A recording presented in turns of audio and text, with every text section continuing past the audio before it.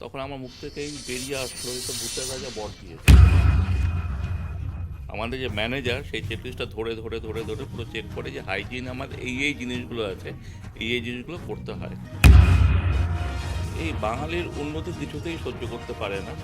৳৮০ আলু ভাজাতে ২০২৬ সালেও পড়ে আছে।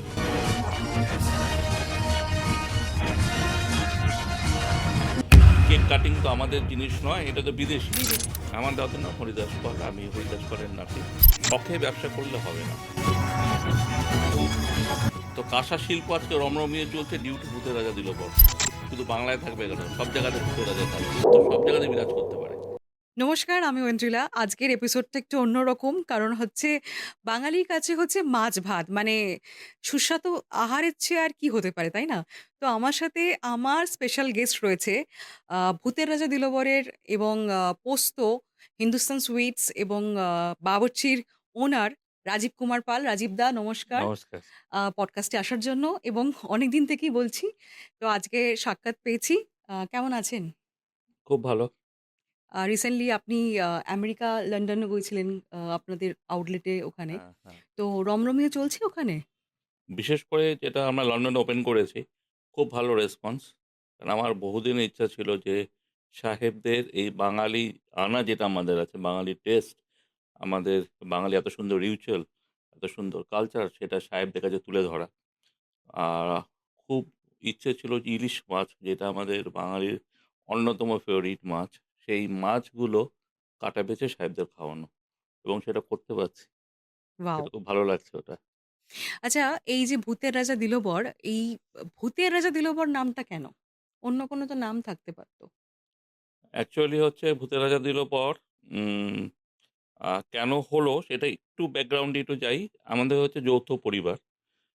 ছোটবেলায় দেখেছি যে সবাই একসাথে, আ বিশেষ করে আমার দাদু, ঠাকুমা বা যারা বয়োজ্যেষ্ঠরা ছিলেন একসাথে বসে খাওয়া-দাওয়া করতেন কাঁসার থালাবাটিতে, এবং নানা ধরনের পদ থাকতো। ১৫-১৬ টা তো পদ থাকতই। তার মধ্যে মাছ তো মাস্ট। তো ছোটবেলা থেকে ওটা দেখে না বড় হয়েছি, এবং যেহেতু আমাদের ফ্যামিলি বিজনেস, একটা ফুড বিজনেসের সাথে আমরা আছি। হিন্দুস্তান সুইটস আমাদের একটা ফ্যামিলি বিজনেস। আ পরবর্তীকালে যখন আমি স্কুলে পড়ি আরকি, গড়িয়াহাটা চত্বরে একটা স্কুলে পড়তাম। স্কুল থেকে ফেরার সময় ওখানে একটা দোকানে খেতে খুব ভালোবাসতাম। রেগুলার খেতাম, খেয়ে, খেয়ে জন্ডিস অব্দি হয়ে গেল।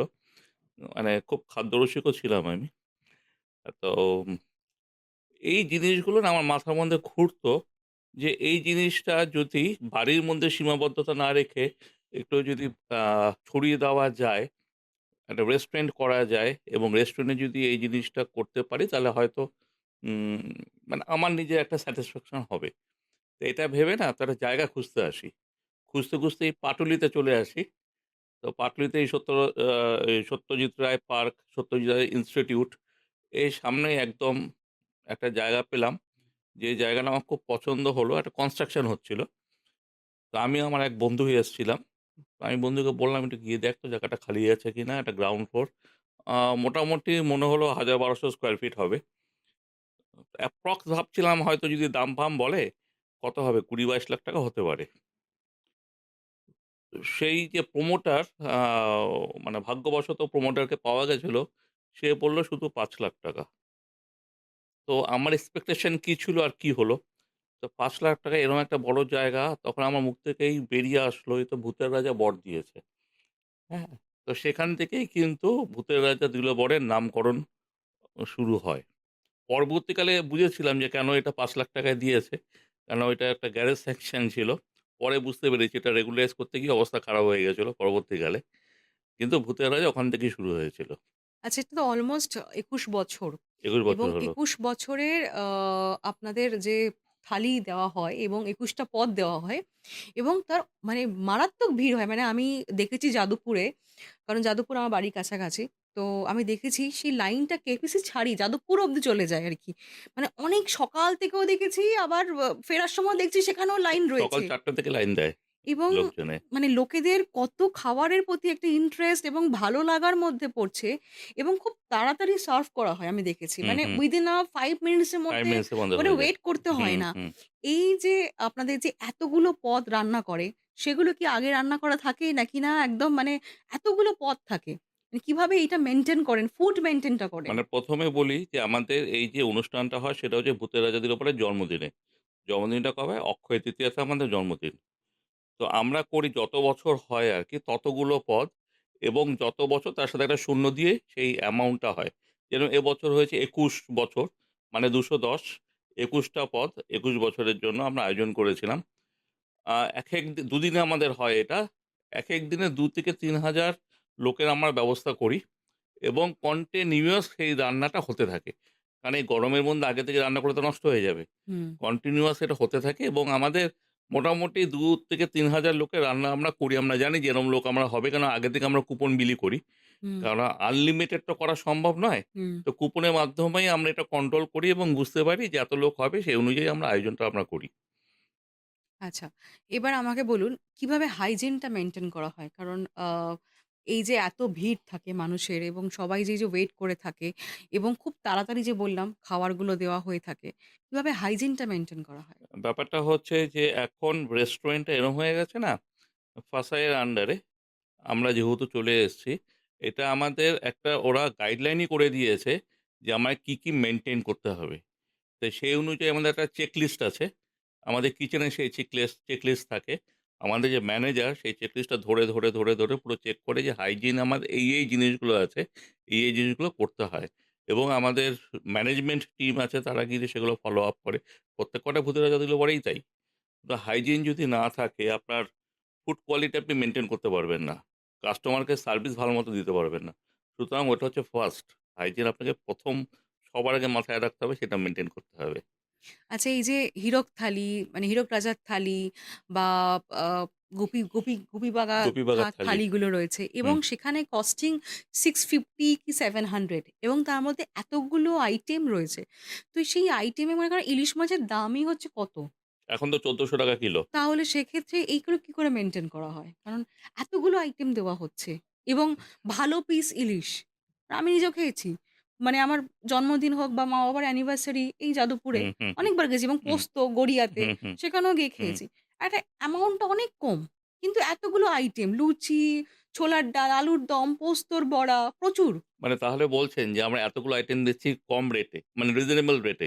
এর থেকে আমার বেশি তো রেটে মনে হয়। দিলেও হয়। যাক ভালো। কিন্তু একটা ভাইরাল হয়েছিল হ্যাঁ, আলু ভাজা নিয়ে সেটা আমি দেখেছি। তো সেটা হ্যাঁ, মানে ব্যাপারটা আলাদা করে হচ্ছে অর্ডার করা। ব্যাপারটা হচ্ছে যে আমরা উম সত্যিই খুব রিজনেবল রেটে দেই। সোশ্যাল মিডিয়াতে কিছু লোকজন আছে যারা নাকি আমাদের কন্টিনিউয়াস তিরস্কার করে থাকে দাম খুব নিয়ে। করতে থাকে। খুবই করতে থাকে। সত্যি বলতে আমরা আমাদের যেরকম টাইপের রেস্টুরেন্ট যে স্ট্যান্ডার্ড আমরা মেইনটেইন করি, খুবই রিজনেবল রেট। কারণ আপনি নিজেই বলছেন, আমরা ১০-১২ টা আইটেম দেই ৳৭০০ য়। হুম। তাই তো? আর ইলিশ মাছ আজকের দিনে মানে কোনো ঠিক নেই। কোনো সময় ৳১৪০০ কিলো, কোনো সময় ৳১৫০০ কিলো। আর আমাদের সাইজগুলো দেখবেন ইলিশ মাছের হ্যাঁ, জানি। ওপরের দিকে, ওপরের দিকে লিজের না, দিকে না। পিস আমরা দেই না। হ্যাঁ, তো সুতরাং পেটিগুলো হ্যাঁ, দেওয়া হয়। সেগুলো দেওয়া হয়। তো আর আলু ভাজার কথা যেটা নাকি বলছিলেন, সেটা হচ্ছে একটা জিনিস আমি বলব যে ভারতবর্ষের আমাদের ধরুন আ মারওয়াড়ি, আ পাঞ্জাবি, গুজরাটি অনেক কমিউনিটি আছে তো। সবাই সবার সাথে এবং পাশে দাঁড়ায়। যাতে তাদের কিভাবে ডেভেলপ করা যায়, আরো কি করে তাদের গ্রো করানো যায় সেটা কিন্তু তারা দেখে। একমাত্র বাঙালিদেরই আমি দেখলাম কিছু লোক, সবাই না, বিশেষ করে সোশ্যাল মিডিয়াতে এই বাঙালির উন্নতি কিছুতেই সহ্য করতে পারে না। ৳৮০ আলু ভাজাতে ২০২৬ সালেও পড়ে আছে। কিন্তু এই আলু ভাজাটা যখন নাকি ফ্রেঞ্চ ফ্রাই হয়ে যায়, আইনক্স কোনো সিনেমা হল বা কোথাও ধরুন KFC বা অন্যান্য জায়গায় যখন খাচ্ছে ৳২৫০ দিয়ে, যেহেতু ফ্রেঞ্চ ফ্রাই আলু ভাজা থেকে হয়ে গেল, তখন কিন্তু কেউ সেটা নিয়ে কোনো সমালোচনা করে না। মানে মারোয়াড়িদের সাপোর্ট করছে, বাঙালিদের সাপোর্ট করছে। কিন্তু একটা বাঙালিকে বাঙালি সাপোর্ট করে না। তো এটাই দুর্ভাগ্য। তবে বাঙালিরা যদি বাঙালিকে সাপোর্ট করে না, সত্যিই বিশ্বর দরবারে কিন্তু বাঙালিরা একটা জায়গা স্থান নিতে পারে। তো এটা কিন্তু বোঝা উচিত বাঙালিকে সাপোর্ট করাটা ভীষণ দরকার। তাহলে বাঙালি কিন্তু সত্যিই এগোতে পারে। আরেকটা রিচুয়ালস আমি বলি সেটা হচ্ছে কারোর আইবুড়ো ভাত খাওয়ানো, কারো জন্মদিন যে মালা দেওয়া এবং পায়েস, লাস্টে পান দেওয়া। এই ব্যাপারটা এই কনসেপ্টটা কোথা থেকে এলো? এই যে বললাম আমরা বাঙালি, আমাদের নিজস্ব জিনিসটা আমরা ভুলে গিয়ে অন্যের জিনিসটা আমরা বেশি রপ্ত করার চেষ্টা করি। কেক কাটিং তো আমাদের জিনিস নয়, এটা তো বিদেশি। বিদেশিদের। হ্যাঁ, তো বিদেশি জিনিসটা আমরা রপ্ত রপ্ত করেছি। তারপরে হ্যালোউইন ডে আমরা পালন করি, কিন্তু হুম, ভূত চতুর্দশী আমরা পালন করি না, আমাদের হুম, জিনিস। ভূতের রাজা দিল বর সেগুলো ফিরিয়ে আনার চেষ্টা করছে দীর্ঘদিন ধরে, দীর্ঘ ২১ বছর হুম, ধরে চেষ্টা করছে। আমাদের বাড়িতে আমি এটা দেখেছি যে জন্মদিনের সময় পায়েস খাওয়ানো হতো, মালা পরিয়ে ধান দুব্বা দিয়ে হুম, আশীর্বাদ হুম। করা হতো। সেটাই আমার রেস্টুরেন্টে আমি নিয়ে এসেছি, এবং কেক আমি অ্যালাউ করি না। আ আমাদের কমপ্লিমেন্টারি দেওয়া হয়। পায়েস ১ বাটি দেওয়া হয়। তার সাথে ধান দুব্য, মালা, বরণ ডাল এগুলো থাকে। জন্মদিন হোক, অ্যানিভার্সারি হোক বা যেকোনো শুভ অনুষ্ঠানে পুরোটাই আমাদের এটা কমপ্লিমেন্টারি আমরা দেই। যাতে এই বাঙালিয়ানা রিচুয়ালটা যাতে আরো ছড়ায়। আচ্ছা, এখন তো অনেক বাঙালি রেস্টুরেন্ট মানে খুলেছে এবং খুলছে প্রচুর, এবং ৳২৫০ থালি, ৳৩০০ থালি এরকম আমরা দেখতেও পাচ্ছি সোশ্যাল মিডিয়াতে। তো সেক্ষেত্রে কখনো মনে হয় কম্পিটিটর তারাও হচ্ছে? ব্যাপারটা কি জানেন তো? বাড়ি থেকে দেখে না রেস্টুরেন্টটা মনে হয় খুব, মানে একটা ভালো একটা ব্যবসা, খুব গ্ল্যামার আছে এই ব্যবসাতে, এরকম একটা মনে হয়। ব্যবসাটা যে কতটা কষ্টদায়ক এবং কতটা পরিশ্রম করতে হয়, সেটা যারা ব্যবসাতে ঢোকে তখন বুঝতে পারে। ৳২৫০ ৳৩০০ দিয়ে কোনো রকম থালি খাওয়ানো সম্ভব নয়, যদি সে কোয়ালিটি মেইনটেইন করে। আপনি খোঁজ নিয়ে দেখবেন যে এরম রেস্টুরেন্ট কলকাতা শহরে প্রতি বছর ২০টা, ৩০টা, ৪০টা করে খোলে। তারপরে দেখবেন তাদের খোঁজ পাওয়া যায় না, বন্ধ হয়ে যায়। হুম, তো এরা কিছুদিন আসে, এসে বাজারটা নষ্ট করে দিয়ে চলে যায়। নিজেরাও চলে যায়, অনেক বাজারটা, অন্যের বাজারটাও নষ্ট করে দেয়। স্ট্যান্ডার্ড জিনিস খাওয়াতে গেলে স্ট্যান্ডার্ড রেট আপনাকে নিতেই হবে। ভালো জিনিস খেতে গেলে ভালো জিনিস দিতে হবে, এবং কাস্টমারকে ভালো জিনিস, ভালো কোয়ালিটি দিয়েই আপনাকে টানতে হবে। এই ৳২০০ ৳৩০০ দিয়ে কোনো সময় থালি হয় না, হওয়া সম্ভবও না। এখন তো আপনি সফল একটা বিজনেসম্যান। তো সেক্ষেত্রে যারা আগামী দিনে যারা বিজনেস করবে, কারণ অলরেডি একটা নাম হয়ে গেছে, ব্র্যান্ড ক্রিয়েট হয়ে গেছে। তো সেক্ষেত্রে কি বলবেন? সেই যে স্ট্রাগলিং টা যেটা আগে করেছেন, সেটা নিয়ে যদি কিছু বলেন? ব্যাপারটা হচ্ছে যে ভূতের রাজা দিলবর তো আমাদের ২১ বছর হলো। ২১ বছরের মধ্যে কিন্তু ১ম ১৪ বছর আমার লসই হয়েছে। কোনোদিন হয়তো সারাদিনে একটা ডাল বিক্রি হয়েছে। মানে তখন কিভাবে সারভাইভ করেছেন? হ্যাঁ, কোনো সময় হয়তো একটা ভাত বিক্রি হয়েছে। সারাদিন হয়তো ৳২০০-৩০০ সেল হয়েছে। তো আমার ব্যাকআপ হিসেবে ছিল বাবুর্চি, আমাকে ব্যাকআপটা দিয়েছে। এই বাবুর্চি ১৪ বছর কিন্তু ভূতের রাজা দিলবরকে টেনেছে। ব্যবসা করতে গেলে কিন্তু আপনাকে ধৈর্য রাখতে হবে। ধৈর্য যদি আপনি না রাখেন এবং কঠোর পরিশ্রম যদি না করেন, তাহলে কিন্তু কোনো ব্র্যান্ড তৈরি হয় না। আজকে যে ১৪ বছরে আমি দাঁতে দাঁত চেপে যে ব্র্যান্ডটা নিয়ে পড়েছিলাম, একসময় লোকে আ বলেছিল যে, "ভূতের রাজা দিলবর আবার কিরম ধরনের নাম? হুম, এটা একটা নাম হলো? এই ব্র্যান্ড দিয়ে কোনদিন চলে? ব্র্যান্ডের নাম চেঞ্জ করো।" অনেকে বলেছে আমাকে। কিন্তু এই ১৪ বছর টানা এখানে পাটুলির মোড়ে ভূতের রাজা দিলবর ছিল। হুম, হুম। আজকে ভূতের রাজা দিলবর এখান থেকে আমরা যাদবপুরে শিফট করিয়েছি। কিন্তু সেই নামটা এখনো থেকে গেছে ভূতের রাজার মোড়। এখনো লোকে বলে ভূতের রাজার মোড়। তাহলে আমরা ব্র্যান্ডটা তো সেইভাবে তৈরি করতে পেরেছি। একদম। ভূতের রাজা নেই, কিন্তু ভূতের রাজার মোড় এখনো আছে। তো আমরা ওখানে পোস্ত রাজবাড়ি এখন আমরা করেছি। হুম, গড়িয়াতেও একটা আছে। গড়িয়াতেও আছে, আসানসোলেও আছে। আরো অনেকগুলো পোস্ত রাজবাড়ি আসছে। তো একটা ব্র্যান্ড তৈরি করতে গেলে ১ম কথা হচ্ছে কঠোর পরিশ্রম করতে হবে এবং ধৈর্য ধরতে হবে। ধৈর্য ধরে করতে হবে। একটা জিনিস হচ্ছে শখে ব্যবসা করলে হবে না। ব্যবসা করতে হবে ব্যবসার মতো, এবং রেস্টুরেন্টে ব্যবসাতে আসতে গেলে নিজেকে আগে ফুডি হতে হবে। মানে খাওয়াটা ভালোবাসতে হবে। খাওয়ার সম্পর্কে জানতে হবে। তোমাকে শেফ হতে হবে সেটা নয়। কিন্তু খাওয়ার সম্পর্কে তোমার সেন্স জানতে হবে। মানে সেন্স থাকতে হবে। চিলি চিকেনে কেউ যদি বলে যে আপনি চিলিটা দেবেন না, আ তাহলে চিলি চিকেন কেন? তাই না? আজকে যদি ইলিশ মাছে যদি বলে বেশি ঝাঁঝ যেন না হয়, তাহলে ইলিশ মাছ কেন?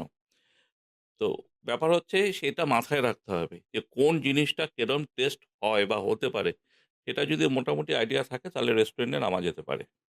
আচ্ছা, ভূতের রাজা দিলবর আ নাকি পোস্ত?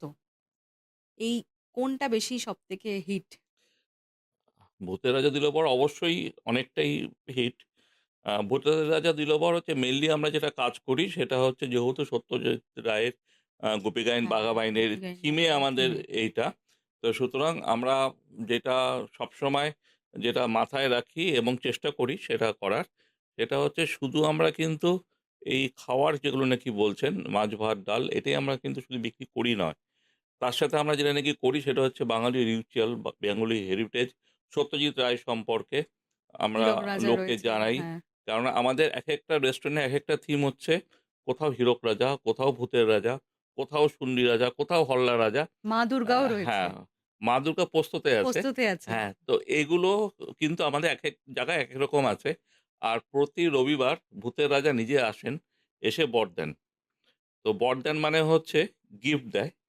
তো বাচ্চাদের যখন কোনো কিছু গিফট যখন নাকি দেয় তখন বাচ্চারা মা-বাবাকে জিজ্ঞেস করে যে, "কে এই ভূতের রাজা? কেন গিফট দিচ্ছে?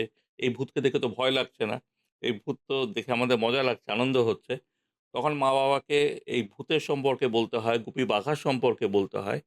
তো নিউ জেনারেশন বা নেক্সট জেনারেশন কিন্তু এই মাধ্যমে জানতে পারছে গুপি গাইন, বাঘা বাইন সম্পর্কে, সত্যজিৎ রায় সম্পর্কে, আমাদের বেঙ্গলি হেরিটেজ, বেঙ্গলি রিচুয়াল এগুলো জানতে পারছে। কেননা ওরা জানে যে জন্মদিন মানে কেক কাটিং। আর এখানে দেখছে জন্মদিন মানে কেক কাটিং নয়, পায়েস খাওয়ানো, ধান দ্রব্য দিয়ে আশীর্বাদ করা, মালা পরানো। তো সেই জিনিসটা ওদের শেখাতে পারছি। সুতরাং আমাদের ভূতের রাজা দিলবর শুধু কিন্তু খাওয়া-দাওয়া নিয়ে পড়ে নেই। আমরা এই যেমন রিচুয়াল, রিচুয়ালস কিন্তু কালচার, হ্যাঁ। হেরিটেজ এগুলো নিয়েও কিন্তু আমরা দেশে বিদেশে ছড়িয়ে দেওয়ার চেষ্টা করছি। আচ্ছা, কে তুমি হরিদাস পাল জানেন কে? আমি শুনেছি যে আপনার দাদু হন। সত্যি কি এটা? আমার দাদুর নাম হরিদাস পাল। আমি হরিদাস পালের নাতি এবং সেটা সত্যি। মানে এরকম কোনো টোন বা কিছু হয়েছিল? অনেকেই বলে, "কে তুমি হরিদাস পাল বা কোন হরিদাস পালের নাতি?" নাতি। অনেক জায়গাতেই হয়েছে, আমাকেও সম্মুখীন হতে হয়েছে। আমি বলেছি, "হ্যাঁ, আমি হরিদাস পালেরই নাতি।" অনেকে ভ্যাবাচ্যাকা খেয়ে গেছে বলে, "সে কি?" আমি বললাম, "হ্যাঁ, আমার বাড়িতে বড় করে নাম প্লেটে লেখা আছে হরিদাস পাল।" এবং হরিদাস পাল নিয়েও অনেক বিতর্ক আছে। হুম। কেননা লোকে বলে, "এটা কোন হরিদাস?" একটা হচ্ছে মানে পূর্ববঙ্গের হরিদাস পাল একজন ছিলেন। হুম। একজন এখানকার হরিদাস পাল ছিলেন।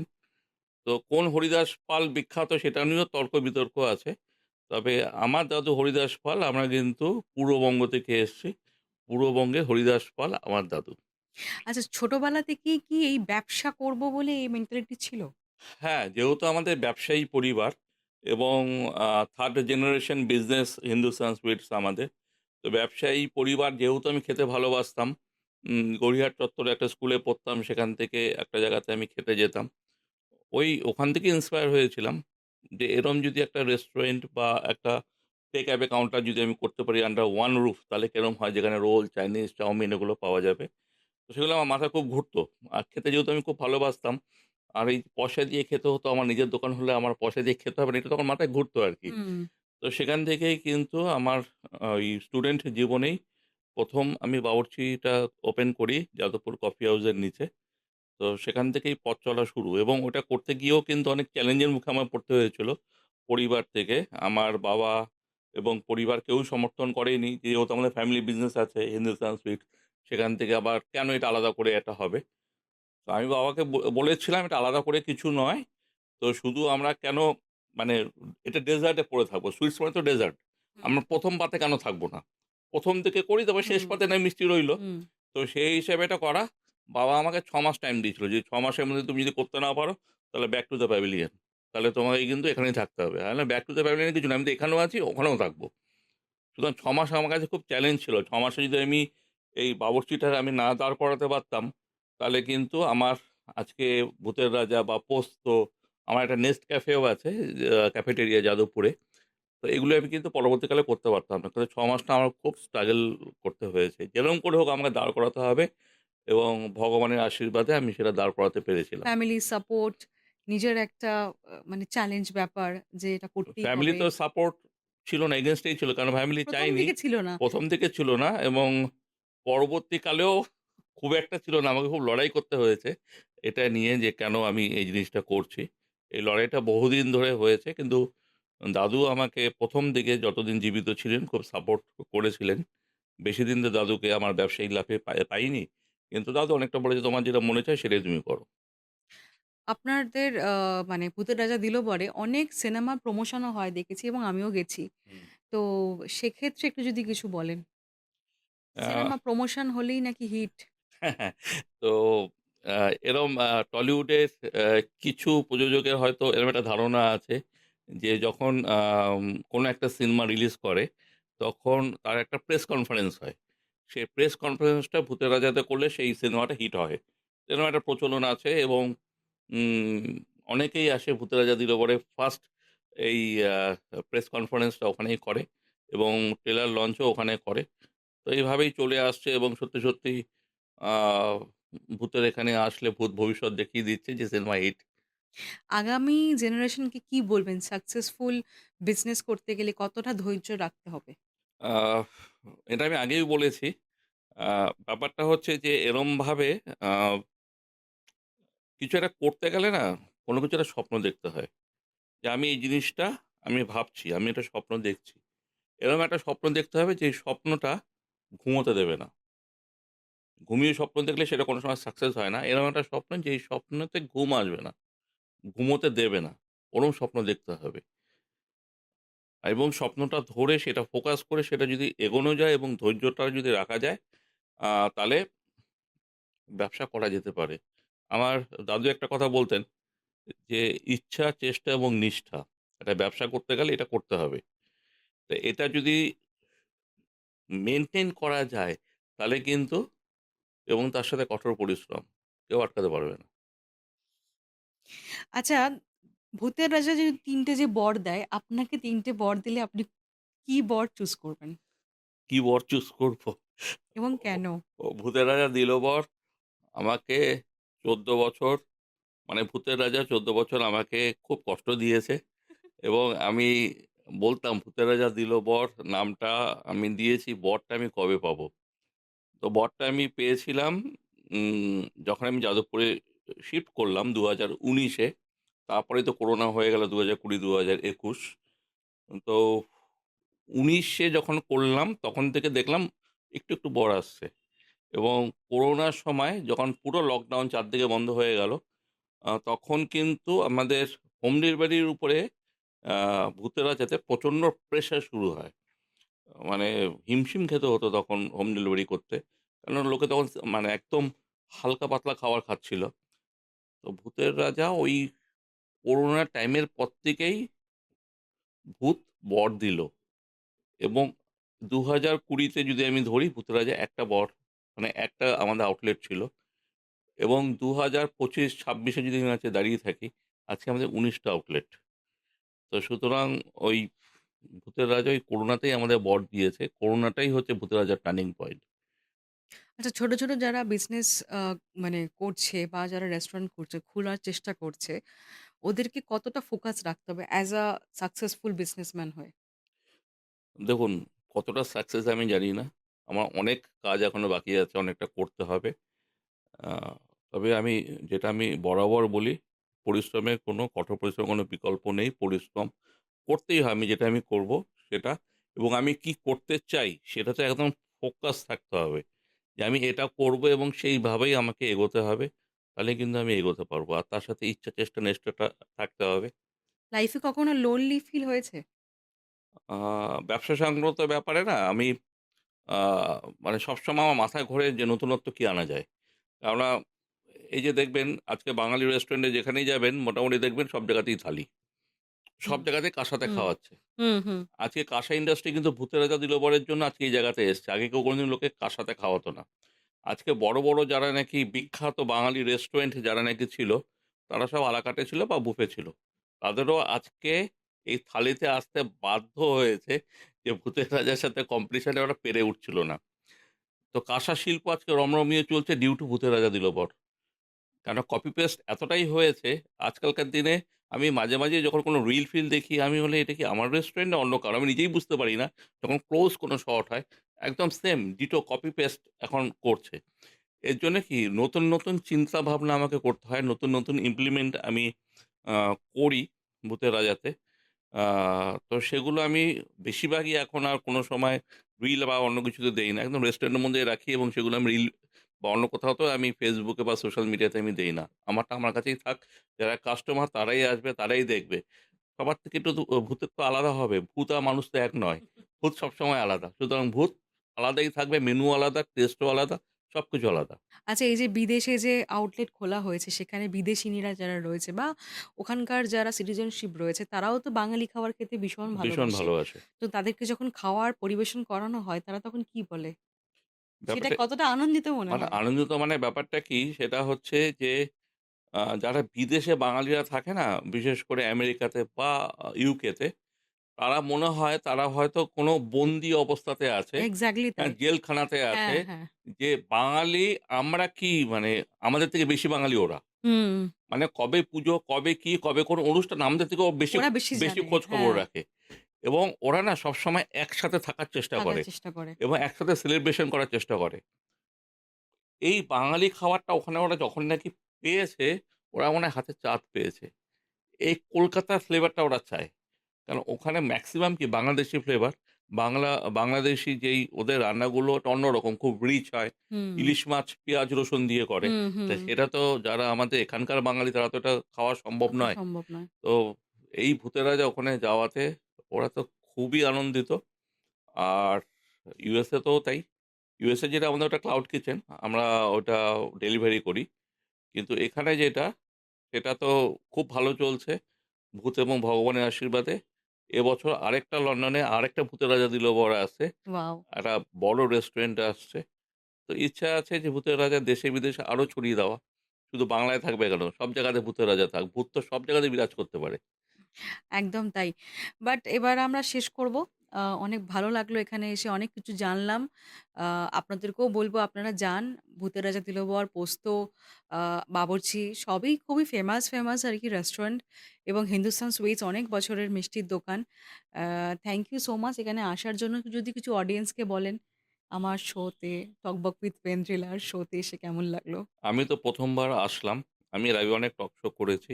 এখানে এসে সত্যিই ভাল লাগলো। মন তবে থেকে? অ্যাঁ মন থেকে? মন থেকে ভাল লাগলো এবং আমি উত্তর তখনই করতে পারবো যখন নাকি কোয়েশ্চেনটা ভালো হবে। তো কোয়েশ্চেনগুলো দেখলাম খুব ভালো কোয়েশ্চেন হয়েছে। তো এই কোয়েশ্চেনগুলো হতে থাকলে উত্তর দিতেও সুবিধা হয়। এটা পডকাস্টের মেইন জিনিস। খুব ভালো লাগলো। যদি আবার আগামী দিনে দেখা আবার হবে। সুযোগ পাই তাহলে আবার আসবো। আবার দেখা হবে। ধন্যবাদ। Thank you.